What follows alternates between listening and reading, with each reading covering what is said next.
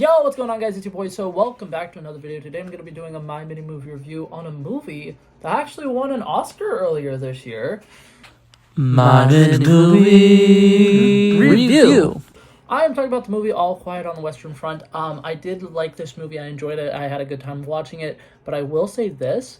There have been two other reiterations of this movie, and it originally was based off of a book. Have not read the book, but I have seen the two other movies.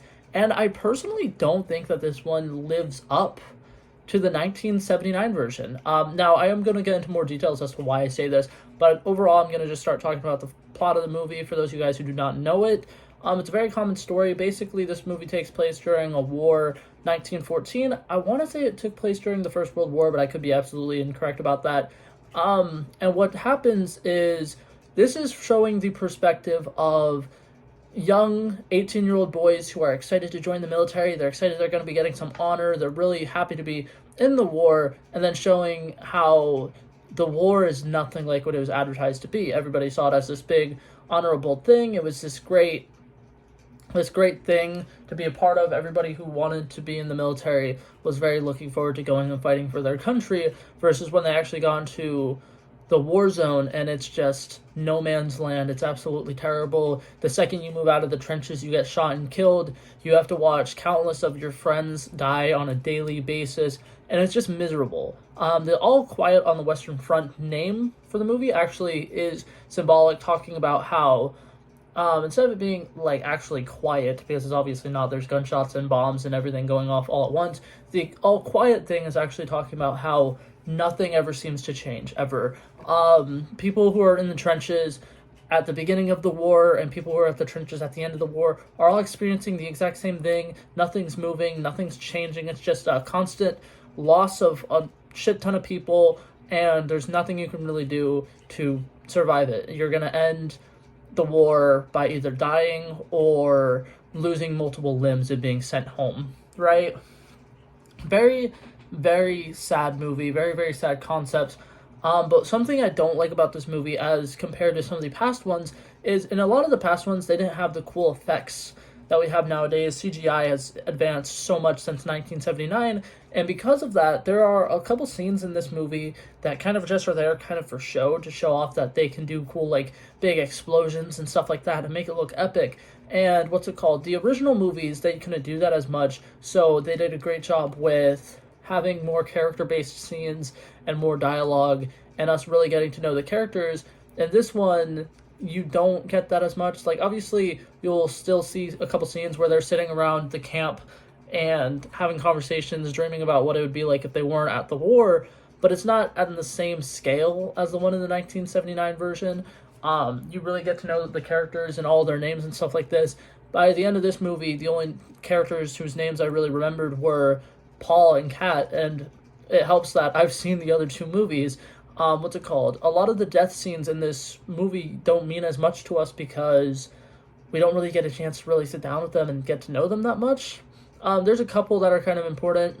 One of them I cannot remember the name of right now, but he has two different colored eyes. He's a very important character. We kind of get a decent amount of knowledge about him. He wants to be a general, basically, but he can't be a general because he's just a poor boy, and people have basically told him he's never going to be able to do it.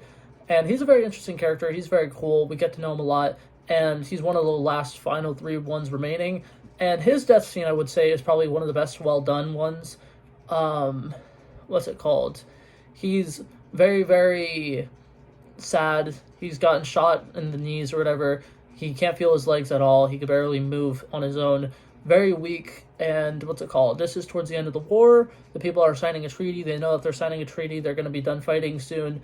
And he really doesn't want to be amputated because his job back home was being on the police force, and he knows if he doesn't have his legs, he can't be on the police force. He feels like his life is meaningless, and he basically, they're bringing food to him, grabs a fork and just starts stabbing himself in the neck over and over again to kill himself. And that scene was really good, very emotionally well done. Now I'm going to talk about a couple other scenes that I think were slightly better in the first movie, the 1979 one. Even the 1931 was actually really good.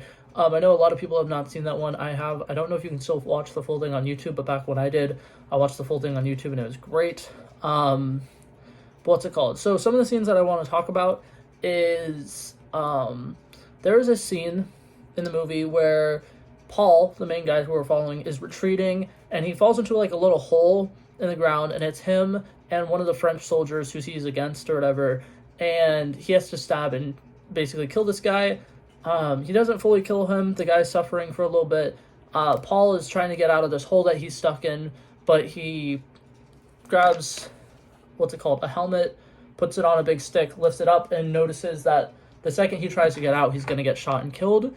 And in the 1979 version of this movie, him and the French soldier who's there dying kind of have a really nice heartfelt moment where they sit together for a little bit, and basically Paul just makes sure that this poor guy isn't dying by himself. And it's a very wholesome moment. And what's it called? It really shows the humanity. Both of them realize, hey, we don't even know what we're fighting for here, and we're both out here killing each other on a daily basis. And it's very, very emotional, and you can see the way that Paul's actor portrays it. He is heartbroken that he had to kill this man, and what's it called? He basically doesn't want this man to suffer while he's dying, and it's a very sweet moment. And what's it called? In this movie, the newest one, it's not bad, but it's not as good as some of the first ones, because in one of the first ones, it's like 7 minutes long, and in the other one, it's about 8 minutes long. And what's it called? It shows that he's there during daytime. That's when he gets stuck in that hole, and he's still stuck there until nighttime. And it's a very powerful thing because he's stuck with this soldier of the other side in a hole in the ground where neither of them can get out or they'll be shot to death immediately. And what's it called? They're stuck in that hole for like 8 hours or something like that.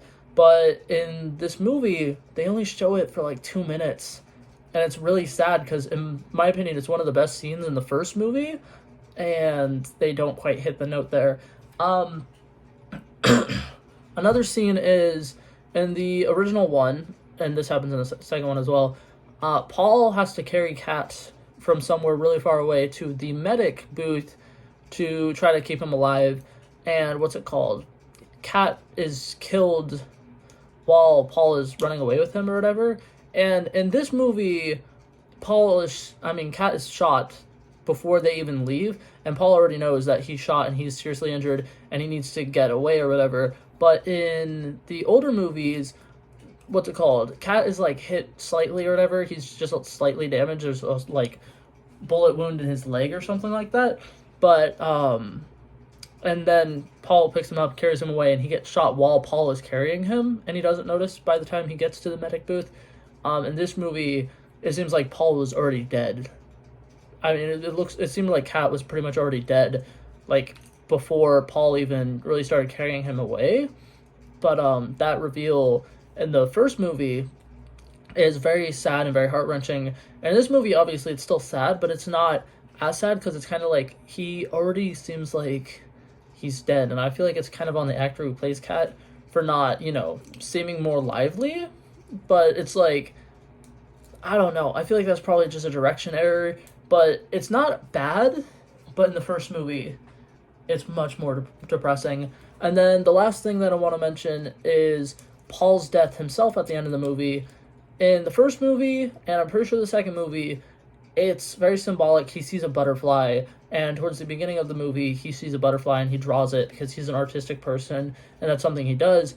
And in the original movie, he sees a butterfly flying around in no man's land, and it gives him a sense of hope because it's no man's land. Everybody's dead and dying. There's typically not any animals there that they can capture and eat for food. There's not really like anything, but he sees this butterfly and he gets really excited, and he peeks up just a little bit, and then he gets shot and killed. And then the last shot is typically his hand reaching out trying to touch the butterfly, and then the butterfly will like fly onto his hand or something like that. In this movie, when he dies, he's just in the French trenches or whatever, and he's got stabbed with a bayonet, and he's walking away because the war is finally over. It's 11 o'clock, and the treaty says that the war ends at 11 o'clock.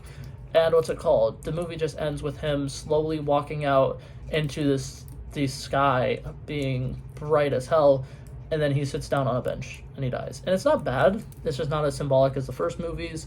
Now that being said, I think this movie was enjoyable. I think it was worth watching. But I don't think it was as good as the last two. So overall, on a scale of 1 to 100, the score that I'm going to be giving this one is an 80. It's not bad, but considering the two other ones were much better, I definitely would recommend watching the first two instead if you plan on watching All Quiet on the Western Front. But that being said, that's it for this video, guys. Hopefully you guys enjoyed this review, and I'll see you guys in the next one. Peace out.